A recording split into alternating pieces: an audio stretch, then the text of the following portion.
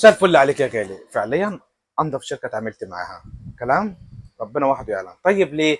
على فكره مش من ناحيه مكسب ولا من ناحيه فلوس، لا، بس من ناحيه خدمه ما بعد البيع. طب يعني ايه؟ يعني انت لما بتاخد الاوردر بتاعك، انا كراجل صاحب محل، كراجل تاجر، ونزلت مثلا 10 كراتين من كل نوع، كرتونه من كل نوع يا عم، تمام كده.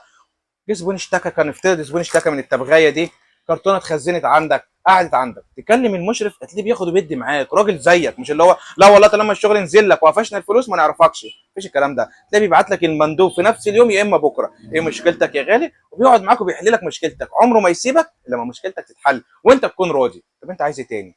طب ده على جنب. اللي فوق ده كله بقى ايه؟ لا، منزل لك عرض، يعني نزل لك كيس 50 جرام ودفتر بفره وفلتر واقل سعر في السوق. فاهم يعني ايه اقل سعر في السوق؟ طب سيبك من ده كمان، اقول لك على حاجه بقى. بص بقى، منزل لك اللي هو بديل كابتن بلاك وبديل ايه؟ التبغ.